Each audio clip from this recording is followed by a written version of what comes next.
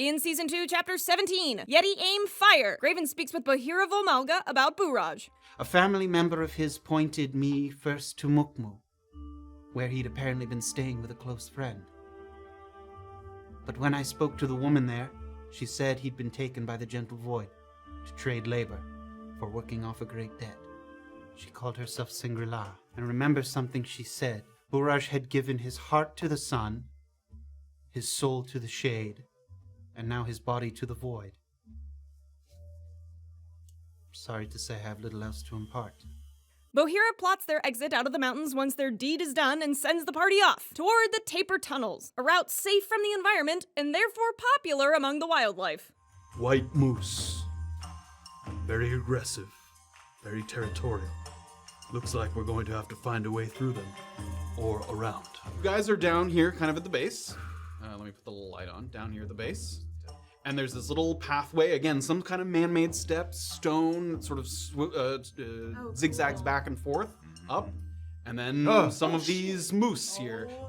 Go up as far as we can where we know that we won't be seen. And then start to sneak up and perhaps lay a few of these traps. Caltrops, the hunting trap, the rope across 2 trees. Our friends lay traps and then rile up the moose. Okay, Erland hears the loud clopping start to pick up behind him. Forecoming! It sees the rope, but comes up just a little too late, and you hear kind of as it hits the ground and rolls forward. It's going to roll into the caltrop. Yes. Now it has kind of 3 arrows stuck into it, and it's starting to kind of...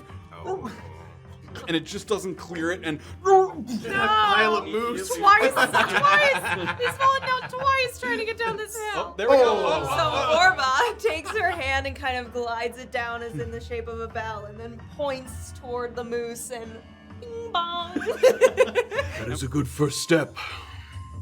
Save yourself, your energy.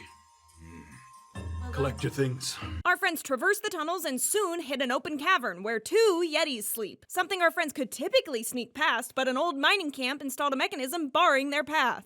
So they fitted a large boulder that was rigged up to a pulley. Oh my god.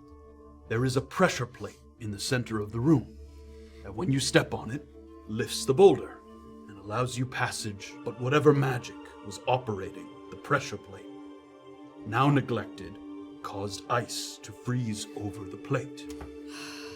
The mountaineers of the Rapras found that if you placed a heavy enough object on the ice, it would still trigger the pressure plate, given the weight of whatever you put on it. Oh shit. This is the frozen portion there, and then this is the rock on the other side that theoretically That will would lift go up, up and down depending on the pressure plate. Our friends decide to try to use one of the Yeti's weight to activate the plate while the other Yeti is immobilized. Orba and Graven? Oh, he just went for it. Yeah, you heard Graven's sound and start stepping up the... I will also go for it. Yeah, following suit. And Orba, you were anching the southern Yeti, right? This Yes. one? Graven's bell goes out, and you guys can't hear it, but again, there's that, like, rattling of its skull. No! Come on.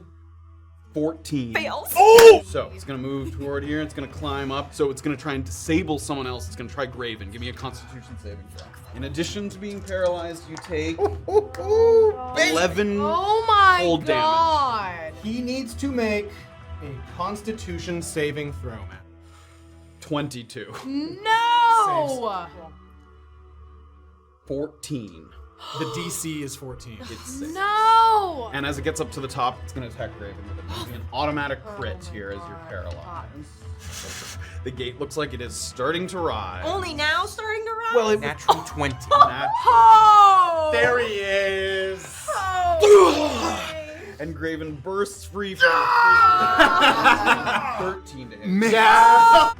15. Misses by The thing comes all the way down. We'll turn off flying there.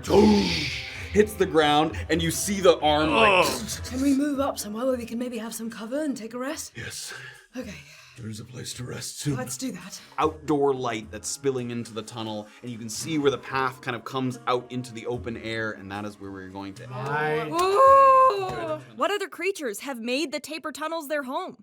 Will our friends rest before the mountains take a further toll? And if the Yetis prove to be a challenge, what does that mean for a Cold Light Walker? Find out next time on Tabletop Notch.